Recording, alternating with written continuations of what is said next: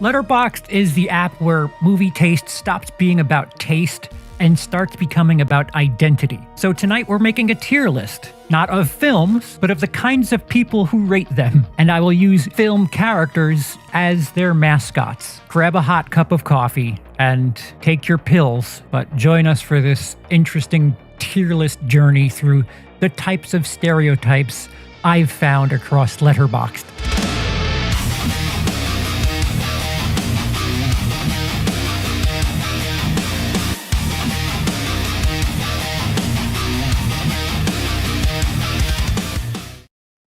Hello, I've shaved and changed the set. If you haven't figured it out, there's a slightly pre-recorded element here to some of these segments here. So what you just watched was pre-recorded. Does it matter? Does it really matter? We're doing a live Letterboxd characteristic tier system, and let me know how you feel. If I'm accurate, or better yet, which category do you fit in? If you haven't seen the film where the character, the representative, is of a particular type, I would suggest seeing that film. If you need to know what film it is afterwards, by all means, let me know. We're going to shimmy to the actual, the reaction portion here. And here I am. I'm over here now. So the characters are at the bottom. I have another piece of pre-recorded material, which gives you a slight summary of each person. And this shouldn't be any more difficult than that. And then we'll rank them. The tiers are as such. S is actually useful, which when you think of all of Letterboxd, how much of it is actually useful? It's probably just the best of the best. The A tier is mildly exhausting because we are talking about film fans in one way or another, and us film fans are obnoxious, even to each other. We're pretty obnoxious. If you're going out of your way to look up someone else's opinion on a movie, you're taking this too seriously. B tier, functionally annoying. Somewhere in the middle there. It'll make sense later. The C tier, actively draining. You regret talking to them within 15 seconds. D tier, necessary evils. Sure, they're probably mostly crappy, but they're an antagonist to some of the people that we really don't agree with. And at the very bottom, our app ruiners. We'll go through that when it is done, but yikes. All right, anyway, to each category. The one-line banger merchant. Some are genuinely funny. Most are chasing engagement or something. And unfortunately, the good ones make all of the bad ones worth it. When it hits, it hits. When it doesn't, keep scrolling. Yeah, so one-liners, their entire personality is a short viral review, desperately chasing likes. 1/5 of their posts are genuinely great. The rest are, like I said, noise. The bio says comedian on these people. They're not comedians. And, something else like, what if the movie says no? No, it doesn't. The part of the problem with the one-liners and the comedians is you don't always have to be on as a quote-unquote comedian. Let me say you don't always have to be on. And again, most of it is kind of junky. So where are we putting them? I have to keep track of where I put these things. All right, so the one-liner, which is represented by Deadpool, I'm going to put them in A for mildly exhausting. Again, most of their stuff doesn't really work, but the stuff that does really makes it worthwhile. I can't tell you how many times I've clicked on a review hoping for some sort of information on the film, some sort of suggestion like, should I watch this? And see one reference like, oh, tie-dye shirts made me love this movie. And it's sort of like this thing that only people who have seen the movie will get the joke, and that makes me want to watch the movie more. And then if I watch the movie and then enjoy the joke, it's like it feels like the people at Letterboxd and or the films themselves should be giving these people a cut of their money because it gets people like me interested. Problem is, 8 times out of 10, those things do not work. And it's just like, can you just tell me about the movie? Yeah, cool sandals, whatever. What's going on with this film? Okie dokie. Next, the algorithm gamer rates dishonestly, talks about Letterboxd like it's sentient, optimizing the joy out of a hobby. You're not training an AI, you're lying to a diary app. Yeah, the algorithm gamer strategically rates to influence recommendations. They will give a movie 3 stars even if they've loved it, just to train the app. They treat Letterboxd like a machine that must be trained. And they're probably also min-maxing life. And that is Rain Man's character from the aforementioned Rain Man. If you want to read into that with neurodivergent shade, so be it. But very, very mathematical with the approach Rain Man is.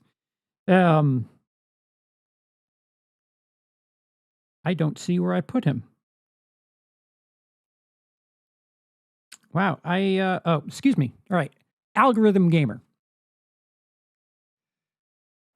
They try to keep it by the book because they're trying to make sure the algorithm learns what the numbers are and what the averages are. But the problem is, people are different. And if you're watching films and trying to rate films based on what you expect the app to want you to say, you're kind of doing it wrong. If you're looking for sincere emotions, these people are not the ones you want to be looking at their profile for. So I'm going to put it at an actively draining. Sure, it probably fits the algo. It gets the mass idea in one fell swoop. But if you want some sort of character, if you're looking for charm or sincerity, those are not the accounts to be looking to. Next, my favorites. The depressed cinema romantic uses Letterboxd as a cry for help, rates trauma like it's a sport, thinks joy is mid, loves the Who Would Like That series. Not because they're sad, because they turn true sadness into a personality and a ranking system. Yeah. They only log bleak / soul-crushing films. Again, Who Would Like That films, they're all in their top 4s. Their top 4 is just, Solo, Lilia Forever, Come and See, and the random 2017 movie that no one's seen. Their rates are based on how long they stared at the wall afterwards. And they used Letterboxd as therapy. And it's very, very clearly not working for these people. And that is Joanne from... why isn't this working? Why is this not working?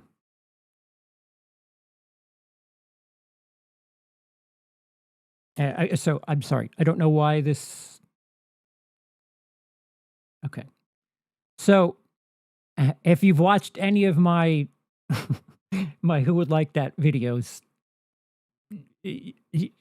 there's nothing positive to gain out of this. If you're watching films to be depressed, I really want your life where if you can just, if you can spare depression, that you're looking for more of it to fill your life.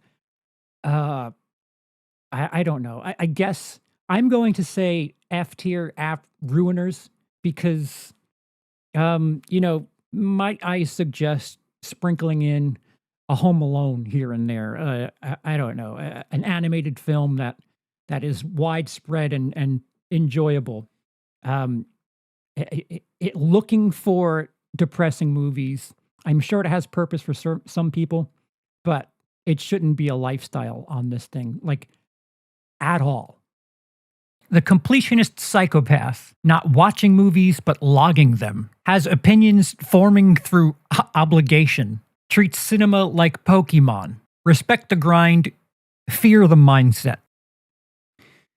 Yeah, that is Patrick Bateman of American Psycho. Watches every single film in a franchise, even the straight to DVD cuts. Rates Saw X because they had to finish the spreadsheet. They're more concerned with stats than cinema. Oh my God, I've only seen 13 of the Bond movies. I need to get on that. Their profile is basically an IMDb page with a hybrid of an Excel sheet. Just completing things because it's part of the list. I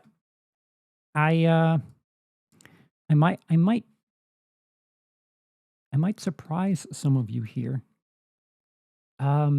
These people do serve a purpose. They are, I'm going to put them in the B tier for functionally annoying, but they do serve a purpose. They are functional in their functionally annoying nature, because in case you enjoyed something from a franchise and you're wondering how many films are there in this series, you can look at this type of person's their profile and see that, oh, this person has a list where they rank all 17 movies in the Leprechaun Reunion franchise, and it serves a purpose. Not very strong, but if you're going to Letterboxd and you find a profile that actually serves a purpose, congratulations. I mean, film Twitter, film YouTube, and Letterboxd, they're all kind of the same. We're all kind of petulant and obnoxious.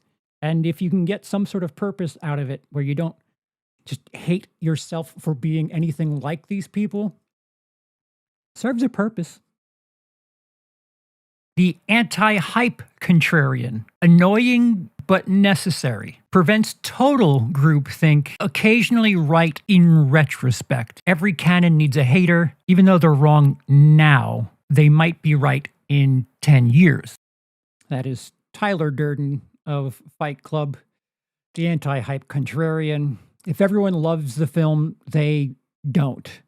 If everyone hates it, they're the strongest soldier for that film.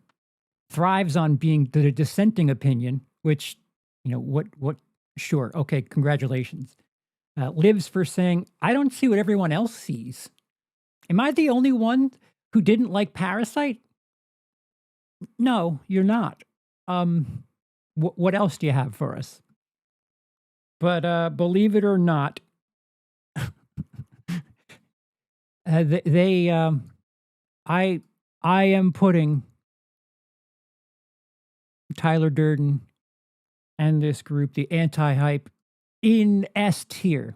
Actually useful, because at the very least, even if they're wrong, even if they're doing it without sincerity, they do kind of knock the snobs down a peg, just to be like, yeah, you know what? Based on principle, because you think you're above every other film fan, we're all the same shit in one way, shape, or form. Just to dunk on someone that is trying, well, we'll get to the type of person that is dunked on by this character, but you know, there's a bit of a spy versus spy element to some of these people. Sometimes they are someone you wouldn't want to be. Actually, most people here, if not all, you wouldn't want to be caught in a conversation with any of these people, because movie kids were obnoxious. And I'm some variant of all of these before you go saying, well, what's your big deal? Yes, whatever you have negative to say about film fans, yes, I probably wear some of that, some of it with pride, some of it less so. Let me know down below which category, which character you think you are. And if you want me to look at your Letterboxd account and have it be featured in an episode of this, I'll be doing strategic, specific accounts in the future, people's top 4. Just be aware that your account will be looked at in a video. I will not look at people's accounts if they don't want me to. It just needs to be like I submit for this kind of thing.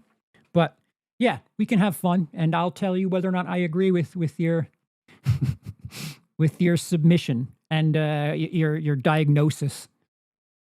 Next, the moral accountant. Context is irrelevant. Everything is a deduction. Nothing survives modern scrutiny. Film history does not exist to pass a present-day purity test. Yep. So that is the warden from Shawshank. The moral accountant rates movies based on how problematic they are. They're easy for you to say. They dock stars on films with a joke that aged poorly in 1996. Like, yeah, okay, by today's standards, it doesn't work, but how was it when you consider the time it came out? They think context is just an excuse. They've never rated anything above 4 stars out of principle because nothing is perfect. Yeah, that's fine, but perfect is 5 stars. You can go above 4.5, 4.5. And yeah, the moral accountant. So forgive me, this is kind of giving me a bit of a hard time here. We this kind of works for the same reason as Tyler Durden, the anti-hype guy, because of their stringent scoring system. There are movies that everyone agrees is a 5-star film. This person, it'll never scrape 4 stars for them, and if anything, it brings down the average, which then helps other people like the algorithm gamer. So, D tier, a necessary evil. Kind of obnoxious, especially if you're having like an actual conversation with these types of people. Ugh. But there's this color wheel thing where certain things interact with others, and it keeps the universe working. And yeah, like I said, I wouldn't want to be caught in a conversation with these people that treat film that way, but they do serve a tiny purpose. They are a necessary evil. The vibes only rater. No pretense, no essays, no agenda. If they liked it, they liked it. That's it. Often the most honest users on the app. They're not here to prove anything. Sometimes vibes are just better than discourse. The other thing that's pretty cool about the vibes crew, oh, I don't have him there. Well, that's going to suck. That's supposed to be the dude.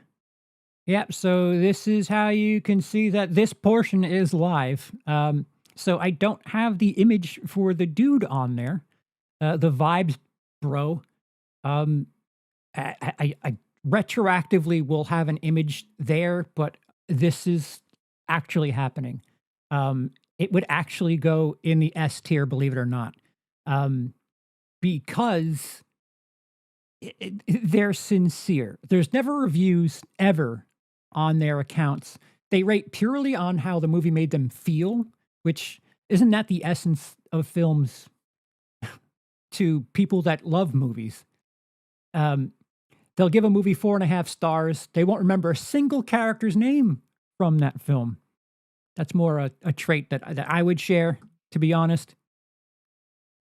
They profile photo is probably that of a cat or like something blurry. They're not really thinking about it, just whatever. And a lot of their defenses are, I don't know, it kind of hit. The Letterboxd essayist, smart but unaware of the room, writing crad level analysis under Grown-Ups 2, mistakes length for insight.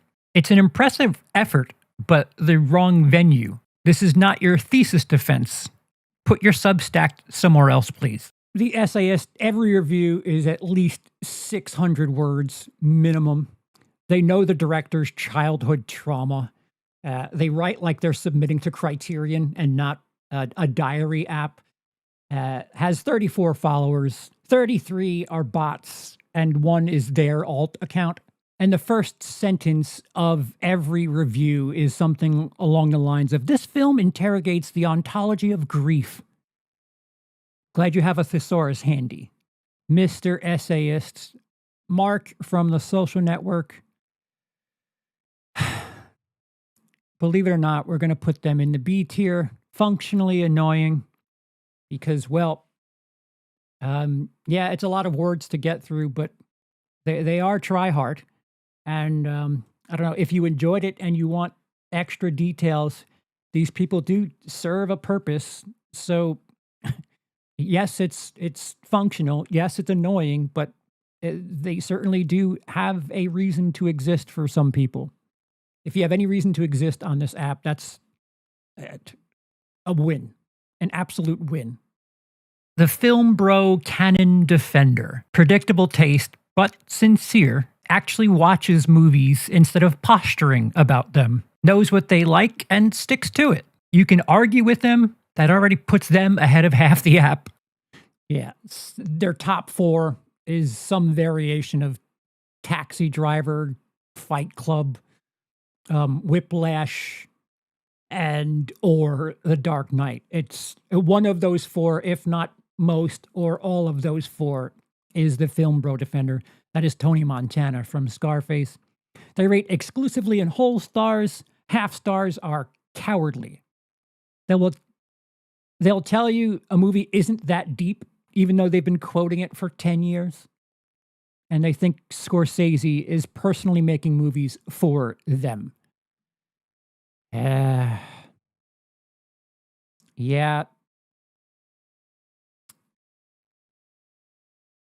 Again, mildly exhausting and A tier for those of you just looking at the tiers. Film Bros are probably the backbone of the Letterboxd app. And again, a lot of these are interchangeable, and depending on where you are on this rainbow wheel, you could think the exact opposite, but they serve a purpose. And if anything, to know what the must-see movies of any website are, the Film Bro will certainly have the ones that you should consider and have checked off, which the completionist already does. The Ironic Chaos Raider. Nothing means anything. Will destroy discourse as a gag. Thinks sincerity is cringe, bro. Cinema nihilism. Occasionally funny, mostly just noisy. Yeah, they give stuff like Cats 5 stars and then Godfather 2 stars because derp. Their bio probably says something like movies aren't that serious. Yeah, okay. They love to weaponize irony against anyone who cares too much. Sometimes they're funny, but most times, just exhausting. They'll have something like, cinema peaked with Jack and Jill. Okay, cool. Is this that much fun to you, trying to convince the world that all of this isn't that big a deal? Because it seems like you're putting a lot of work into making it seem like it isn't that big a deal, because you're adopting this persona pretty hard.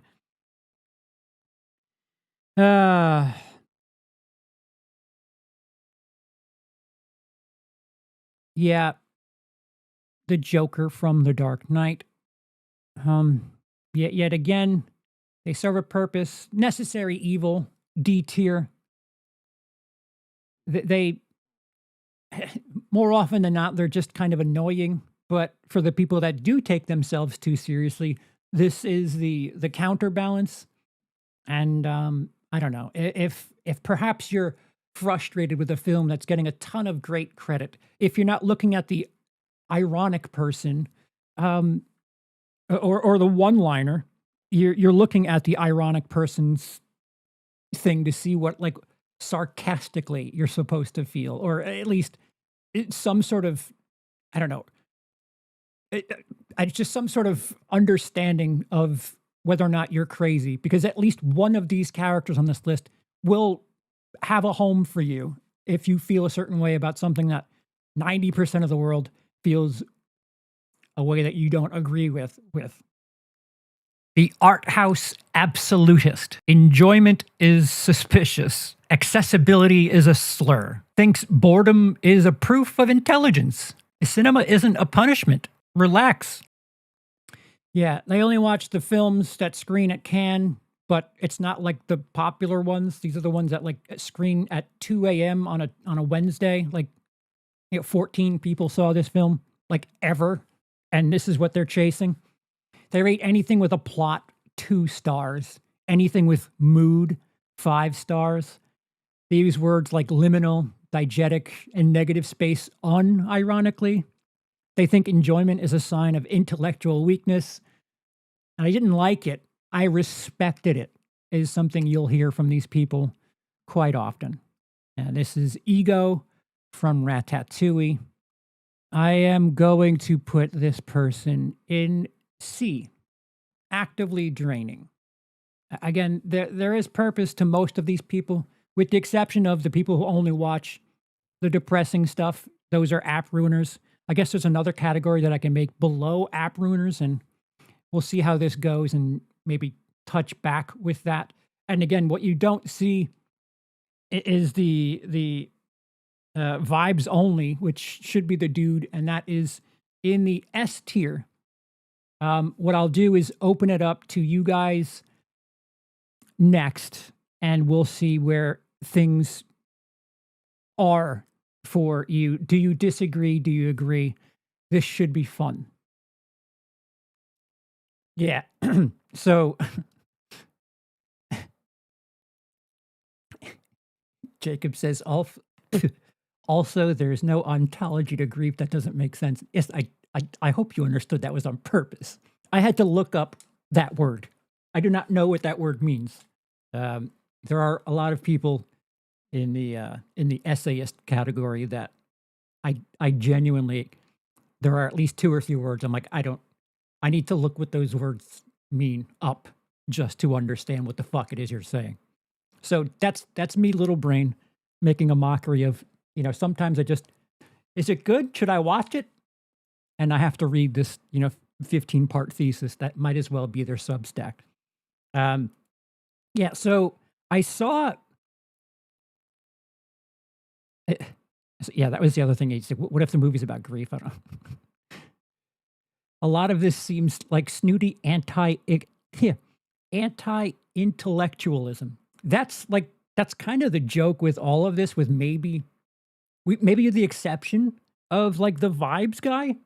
There is some element of that in each one of these categories where I mean, anybody who creates an account on Letterboxd and logs and gets to a certain thing where they're creating stuff on the app, there's some sort of snooty element there, because it's not really a social app, and it's not, I don't know, it's not serving a purpose. It's just a different variant of what people hate about film Twitter, but it's a bit more upscale, or they're trying to make it seem like they're upscale. Sean, 249 euros super chat. Thank you.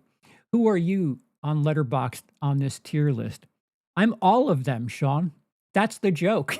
The joke is I am all of them at the same time. Well, maybe not the vibes guy. I'm not vibes so much.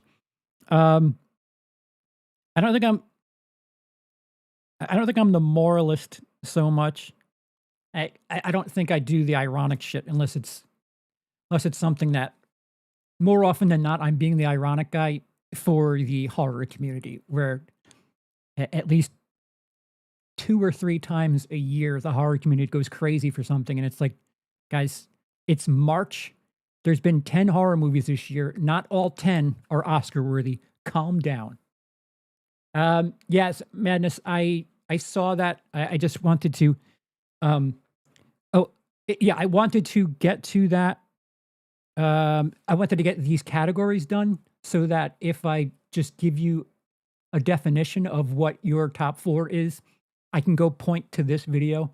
So if I say like an ironic person, you can come back to this and then see that, oh, okay, I'm Deadpool, or I don't even think that was Deadpool. But it says that I lost 412 frames. Were you able to hear and see everything because I feel like it didn't it didn't it I mean 400 frames, that's a total of 10 seconds total. Don't get me wrong, I don't like the "it's artsy, so it's good" crowd, but the anti-artsy crowd is equally annoying. Right. And Jake, the thing is, with the exception of the vibes person, all of it is annoying to someone. Anytime and you know what? I guess you could even say the vibes person is annoying to something that is, like, serious, something that, is like a social documentary about, you know, world hunger or something, and them just being like, "Yeah, I dug the way it was shot." That would be frustrating.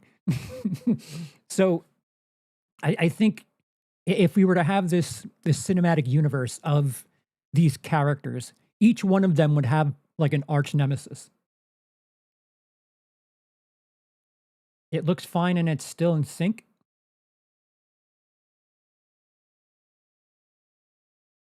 Heard everything and saw everything fine. Okay. Alright, well, as long as everything makes sense, hopefully it was happening when I was stuttering. Um, but I yeah, I think you could hear the difference between the pre-recorded stuff and, and not. I couldn't look at the chat. I had to keep focus of my little cheat sheet here. It's getting very hard for me to stay on track with things. I really, I'm not healthy. I need to get some sort of medication for this. Not even the old GB. Sean 99 pence super chat. Thank you.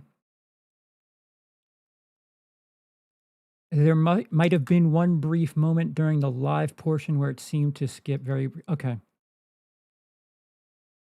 I'm some mix of the vibes guy, Tyler Durden, and depressing movie guy, maybe. I don't know. I don't relate to any of these personality traits. See, part of the gimmick is, um, if you're too much of one of these characteristics, I don't know what that is. I don't know what that says, but I needed to do these again to set something to point to when I generalize against people and say, "Oh, you're the vibes guy," and like, what do you mean? At least I can point to this video and have them understand that. Yeah, they're like the dude. So how bad could it be? And again, I suggest that if you're unfamiliar with the character that I used as the mascot for that category, watch the movie. Most of them are movies that you'd probably want to see for a bunch of reasons, and you could be the completionist for this stream. I'm just glad that the Rain Man one didn't kind of fall like a lead balloon. It flows pretty good to say the least. Okay. I feel like there should be a gravedigger type similar to the completionist, but solely in the horror genre and actively seeks movies out that no one has seen and has like 2 reviews. Yeah, that is kind of yeah, I guess completionist is maybe the depressed. That's like I think if we go into subgenres, it gets a bit more saturated. I'd like to have this universe of characters. I need I don't know. I need feedback on how this is for you guys because I feel like um, there are people that will only talk about movies if they were made outside the U.S. and I don't know how to properly how to give that a characteristic and define it just yet. But there's a couple of things in the horror community. Um, there's something else about comedy that I'd like to. I don't know. I'd like to finesse that into a specific characteristic. Like, it feels like not so much lately, but it feels like every now and again someone would come along. Why isn't insert, mainstream comedy here nominated for an Oscar? And it's like, no. I guess you have that in the horror community too, where I mean, at least things like Demi Moore was certainly deserving of it. Like, y- you know, Happy Gilmore 2 is not being talked about for anything. So stop with that silliness. I use copious amounts of caffeine for my brain peace. It sometimes works. Caffeine, I like. Yeah, I'm gacked up with both coffee and soda. Someone earlier mentioned the vibe guy, which I personally am. He made a good point on the toxicity that can come from being strictly the vibe guy. Uh, I I made the point about the toxicity. It's it's just if the vibes guy watches something about world hunger and they're like, yeah, I dug it. Like, yeah, no, that's cool that you're a vibe guy, but this is a documentary to get people aware of massive death that's happening. I'm glad you enjoyed the show, but there's a bit more to this than that. Foreign film aficionado. Yeah, part of it is giving it a cute name. But yeah, there's like three or four. There's one that's just we'll see how the reaction is to this in the future, because there's one that is just going to feel like a jab to certain people who like to use the R word a lot. But I have a very specific category that I'd like to create for a very specific thing. And yeah, the more I do these reactions and top four ratings, it'll be easier for me to like expand upon these characteristics. And if you were following me on Letterboxd and you don't want to be covered in any of this, that's fine. You don't have to unfollow me if you think that I'm going to, like, I don't know, focus on your account and blow your shit up. I'm not, unless you give me your account number or your top four or whatever. I'm not going to feature it in a video or a stream. So please come back. This happens every time where, oh, I'm near a big number, and then I announce it, and then people leave. Make me look like a liar. But I have 8 right now. I saw Blu-ray Madness. I will add you to it. Cody sent his. Cody is another thing that, like, I'm pre-recording because he doesn't have something that he doesn't tend to his Letterboxd. So I have to, like, physically put the things together. Although I could have done it in that segment. Oh no, this is different. I'm getting lost. If I don't have notes to keep track of, which I do have notes for the future of the top 4 ranked. There's a couple of subcategories. People are aspirational about their film education, film school brain, algorithm based, people who are trying to seem interesting, and the ironic people. Like these are all categories I was working out.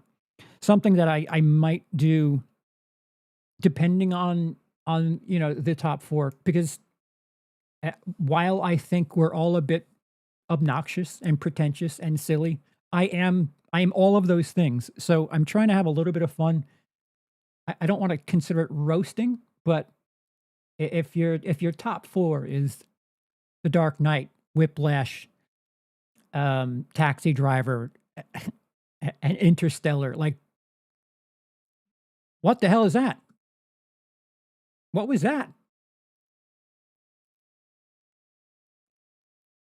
Yeah, if it's I don't know why that happened. I don't know if you heard that. Um, if those are your top 4, you're a bit of a character. Um, some of the subcategories will probably be, this is who you're projecting to the world. This is what you're hiding, and this is what you really are. and probably another third, or excuse me, another fourth topic there. And hopefully people have fun with it. I think if there's some sort of repetition and something that, I'll get comfortable with it, people can get comfortable with responses. I've looked at some of the accounts that you guys submitted already. If you're watching this in the future and you would like to be a part of this, just give me your Letterboxd account in the comment section, or your top four if you don't want to do the Letterboxd account. And please, by all means, make up for the people that left my account. Follow me at the same spelling as here, WILIscredia. Christian, more people need to just mature and agree to disagree on movie conventions. Yep, it's the internet, Christian. Like, if anyone's listened to Brian and I talk, that's kind of what it should be, because when Brian and I argue about things, it's both the best and worst of film discourse, but we're fine. We're fine before and after. So all vibes guys become very opinionated about one or two things. Remember, the dude hated the Eagles. Touche. Bottom people take movies too seriously. I'm looking at you, Snyder Bros. Yeah, there might be another subcategory there. Not just Snyder Bros. There's a specific franchise in the horror community that fan base is very seriously unserious about things. As that's like part of the allure to Letterboxd too. Is this is fun, and at some point people take it a little too seriously, and the discourse is not part of the equation anymore, so much of like looking down on and like disrespecting people. But I don't know. I don't know if it would be worse if there wasn't anything like this. Like, I haven't been on Twitter in a while. Film Twitter really has some gnarly days. And film YouTube really has some gnarly days, but I guess I'd rather deal with the bad if it means the good, because shit, I've been on YouTube for like 10 years now, and the only people I talk to are film YouTube people. I'm married. I need these types of people in my life because I care a bit about film. It is very important to me, but I also try. I try to take a step back and realize, all right, they're just movies. Maybe we don't have to take it that hard. But I feel like if we could do this series and be a little playful, a little jabby, a little roastful, it could be something fun. Again, I will not be doing anything to your account if you did not send it to me. Please feel comfort in the fact that if you didn't submit it, I'm not going to highlight it unless you're a celebrity or something. But my profile is going to be thrown out there. Well, I thought you gave me yours, Doc. No, you did. You can't walk back now.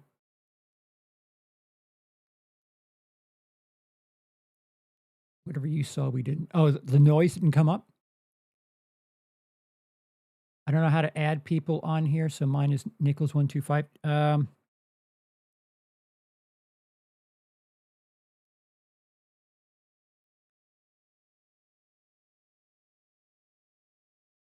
All right. I wrote it down. Thank you. It's not Twitter, it's X, good sir. Yeah, I don't I don't care to know. What franchise? Spooky Pumpkin White Mask franchise? There's 13 of those films. Very, very October based. Okay, listen. I don't remember what I do. Well, that makes two of us at the very least. Okay, so I think we got it here.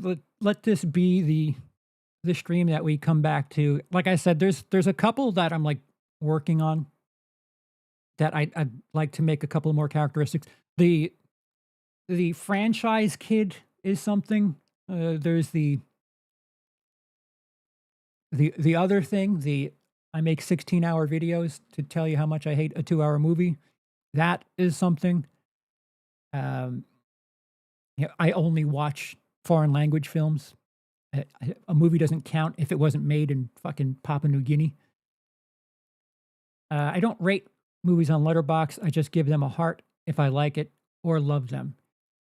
Robert, that is another category that I'm trying to fill out. We call those the Chris Stuckmans, and I don't know how to flesh that out so it doesn't feel like I'm just outright taking a jab at Chris Stuckman. The like or doesn't, which is it's fine. It's fair. I mean, in the end, how do you put a number system on how much you enjoy something? But that goes into algorithm brain where people are like, this is at 76.2%.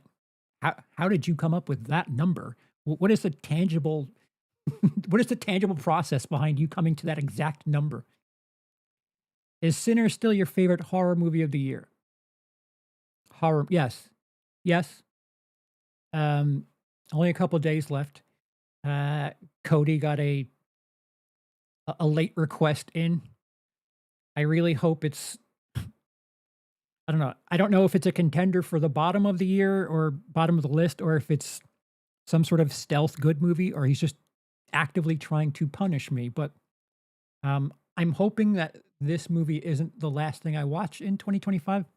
There's like 3 or 4 movies I'd like to get in before the end of the year, which is, days away now.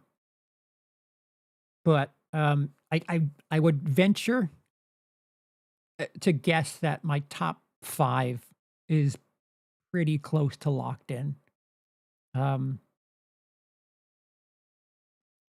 Sinners, as of right now, is in my top 5.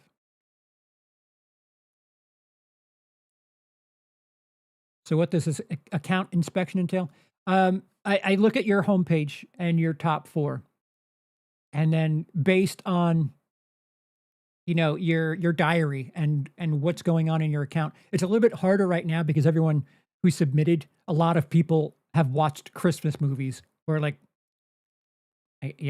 everyone's watching Christmas movies right now, so it's kind of hard to be like, oh yeah, you're kind of lying to the world. People who like the film bros who love Interstellar, Dark Knight, Taxi Driver, but they're watching things like Grown Ups 2. Something smells there. What are you doing?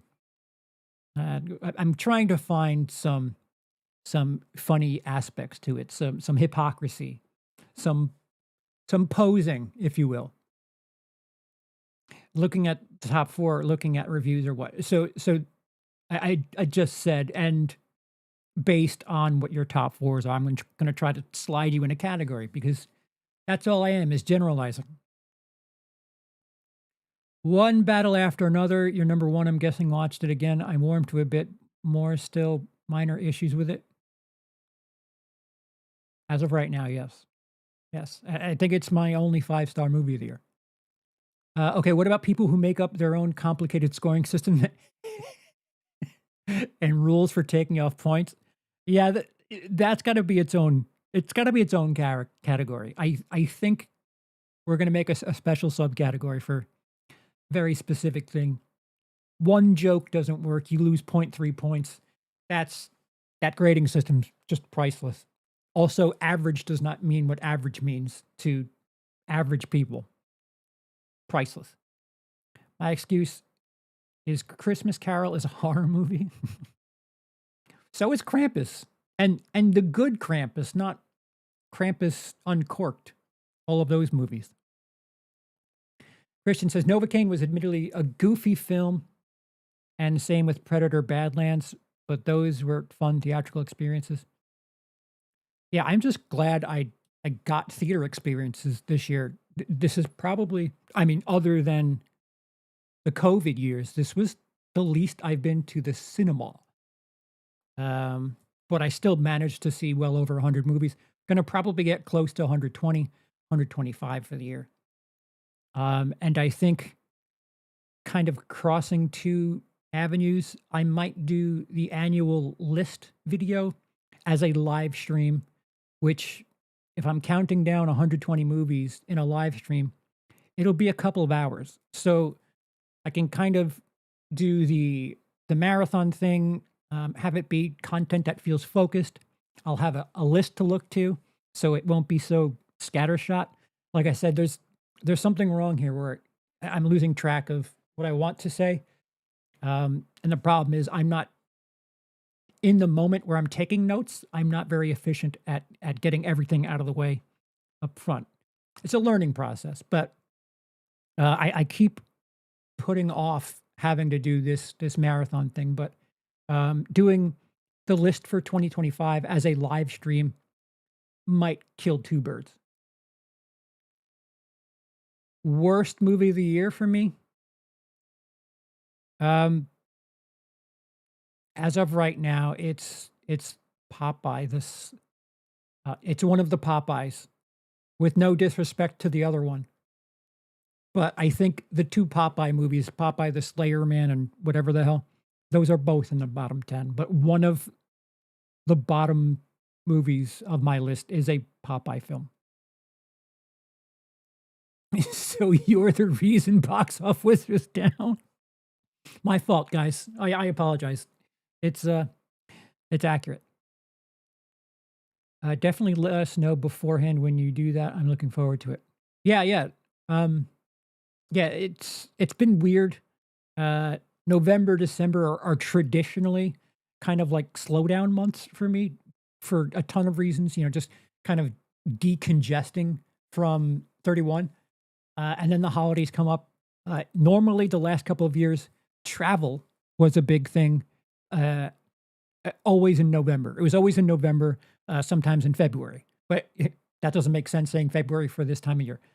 Um, so it's been like just a busy time, and there's a couple of things that stacked up, um, and then health gets in the way. So it will definitely have some sort of advance notice, but I appreciate it, Kristen. Thank you. October was awful for horror, in my opinion.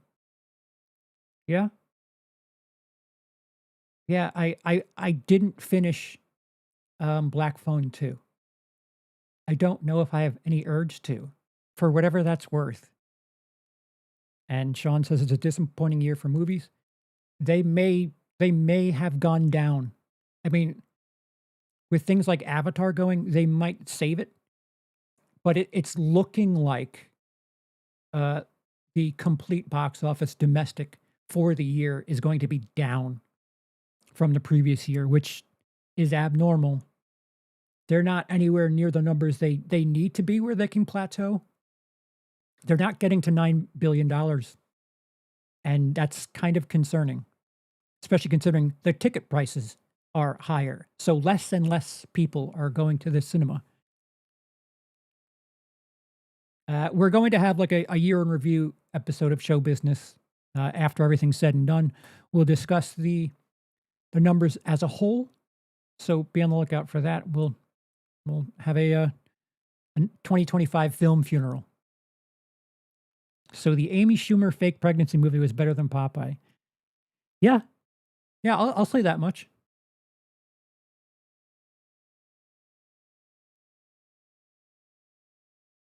Um, Announce when you do the profile reviews. I want to slap Interstellar, Dark Knight, and Taxi Driver up there.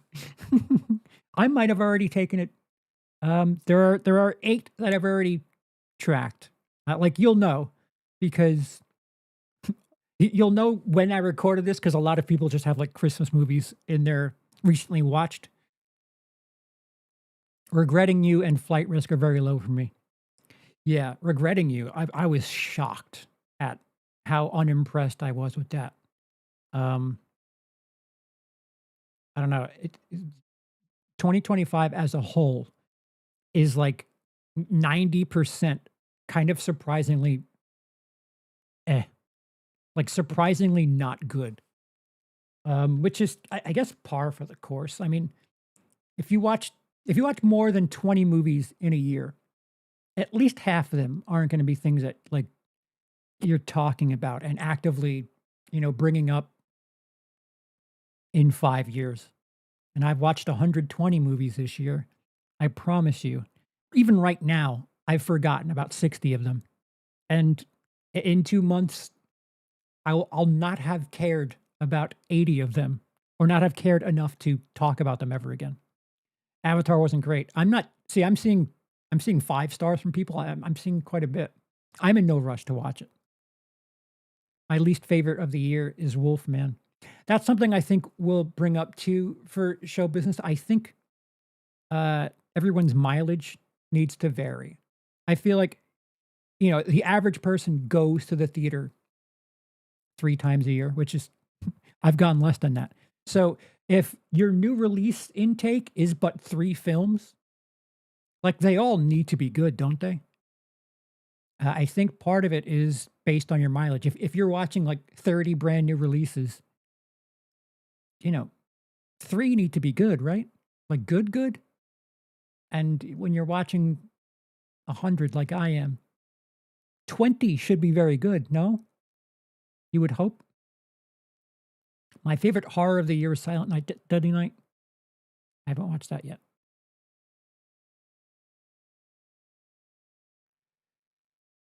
James, CP, long time no chat. Don't forget, people like me, the only good movies are from the 70s. Yeah, I'll find a category for you. Good to see you. Thank you. Oh, boy. Do I have yours already? I don't have yours already. All right, Jake. Ask and you shall receive.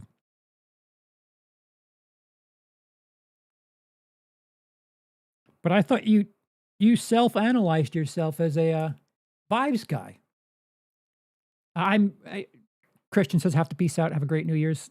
Are you still doing that Dawn of the Dead review? I'm not impatient, just curious. Take care, brother. Yes. Thank you. I'm about to wrap this up too. We're coming up on an hour. Anyway, yes, the Dawn of the Dead thing. I'm getting work from the missus. Like I said earlier, November, December are just hectic. And I've had like 4 or 5 different things that I've just kind of been like trickling things into. The Dawn of the Dead thing is sort of a movie review, but it's sort of a thesis. It's something that I want to make a statement. Whether or not I'm right is up for you to decide. But I'd like it to be something that's longer than 10 minutes. So yes, yeah, I'm working on it. It's just like I'll put stuff in there, and then there's this fucking Poison Ivy thing that we the missus and I watched Poison Ivy and then Poison Ivy 2. So we kind of take notes and put that there. And then there's Dexter shit. And we kind of put stuff there. And, a random new movie comes out. And it's just then Asshole Gray's making me watch 15 comedians. So like my attention swivels. But yeah, I don't want to rush that out. But thank you, Christian. I will. It'll come out once everything calms down and all of the year-end stuff is over and kind of it becomes easy to sort things out. That will be something of a bigger video for me. I hope, at least. Thank you. Every year is generally the same. They start weak and some good stuff comes out towards the end of the year. This year is more or less the same, but worse than usual for horror. Yep.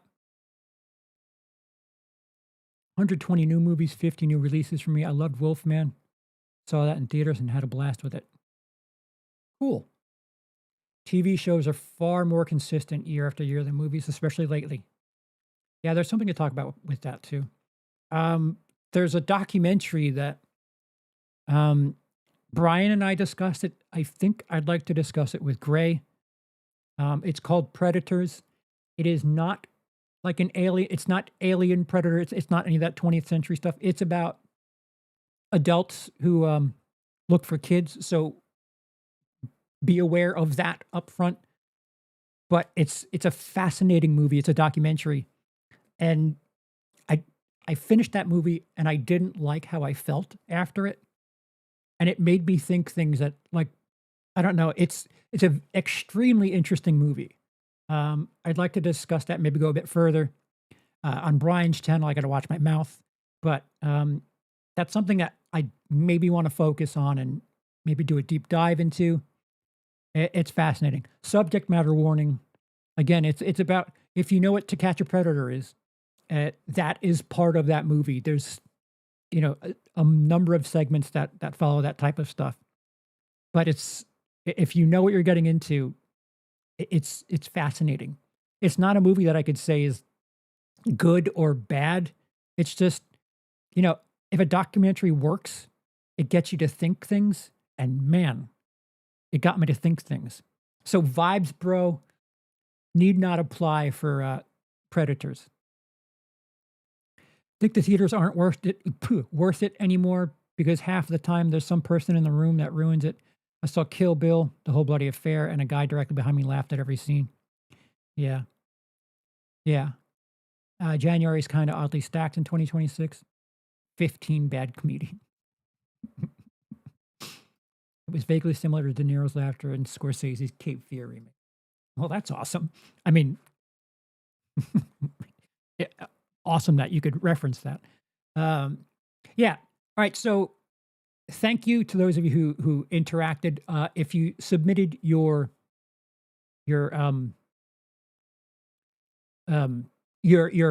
Letterboxd account, that will be covered in a future video sometime soon. And if you would like to be a part of those videos, either your Letterboxd down below or your top 4, come on board and roast the roaster if you have to. WILIscredia, same way it's spelled here. Check me out on Letterboxd. Let's celebrate my big round number that is further away than it was when I first started announcing it. So, guys, make me liars. Thank you to those of you who have clicked like and subscribe. I appreciate it. If you haven't done so yet, I appreciate you doing that now. Let your friends know. And if you have a different category that I missed, please tell me. I know it's better.